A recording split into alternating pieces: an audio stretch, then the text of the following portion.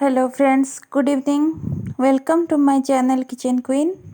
आज मु मोर डिनर रे रुटी सांगरे प्लेन तड़का बनैची। सादा तड़का आउ तड़का बनैबा बहुत इजी। एथिरे जेहेतु सब प्रकार डाली मिसिकी थाए, एटा बहुत प्रोटीन आसेस खाएबा। आउ तड़का आपण माने बहुत कम इंग्रेडिएंट्स रे घरे आराम से बनै पारिबे। आज मु से तड़का बनैबार कंप्लीट प्रोसेस आपण मानकु देखेबी। जदि मोर वीडियोटी आपण मानकु पसंद आसला तेबे निश्चय लाइक शेयर और सब्सक्राइब करिया को भूलिबेनी। हम तो तड़का बनैबा स्टार्ट करिबा। कड़ाई को गैस रे बसाई गरम करला परे आमे सेथिरे किछि रिफाइन तेल ऐड करिबा। मु एठी पाखा पाखी 3 रु 4 चम्मच रिफाइन तेल नेइछि। तेल गरम होला परे आमे सेथिरे 1 चम्मच जीरा ऐड करिबा। जीरा को भल भाव में फुटिबा को दबा एवं तापरे आमे कटा होइतिबा अदा और कंचा लंका को पके दबा आ ताको हल्का फ्राई हवा पई कि छाडी दबा।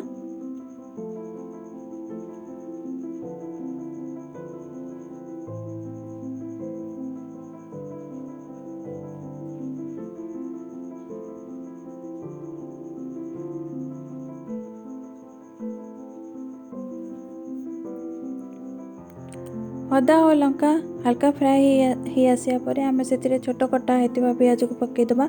एठी मु गोटे मीडियम साइज रो प्याज को एभली भाव में छोट छोट साइज करिकि काटि नेछि।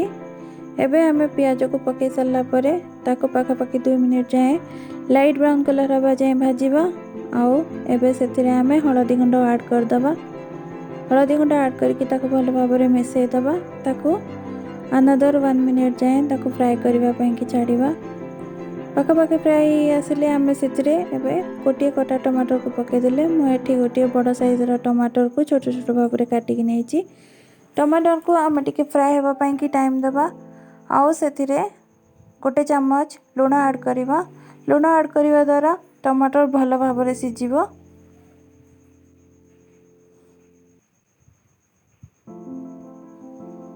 एमती ताको मिसई सरला परे आमे ताको ढांकुणी घोड़े 1 मिनिट जाए छाड़ी दबा। 1 मिनिट पर ढांकुणी उठे सारला परे आमे आपण माने देखंतु एटा भल भाव में फ्राई ही आसलानी।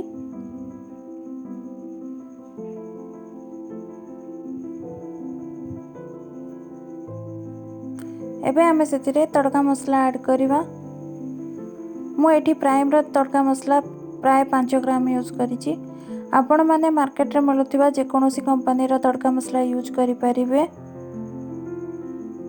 तड़का मसला पके सल्ला परे आमे मसला को भल भाव में एमती घांटी दबा। एबे आमे प्रेशर कुकर रे सिझा हेतिबा तड़का डाली को पके दबा।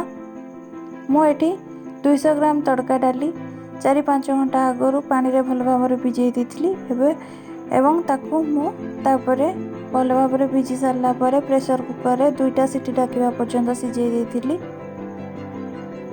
तड़का डाली को ऐड कर सारला परे आमे ताकू टिके ढांकुणी घोड़ाई दे 10 मिनिट जाए भल भाव में फुटिबा पई कि छाड़ीबा। 10 मिनिट पर एबे ढांकुणी काटी देखंतु टेक्सचर बहुत भल देखा जाउची। हमर तड़का बहुत भल भाव में बनी जायची। एमती प्रोसेस रे तड़का बनै देखंतु बहुत टेस्टी लागिबो। एबे हमें ताकू रुटी संगरे सर्व करिबा। मोर ए रेसिपीटा आपण मानकु जति भल लागिला प्लीज लाइक शेयर और सब्सक्राइब करबा को जम्मा भी भूलिबेनी एवं कमेंट तो निश्चय करिवे। जदि वीडियो रे किछि इंप्रूवमेंट दरकार काइंडली लेखिकी जणेबे। रहिली, नमस्कार।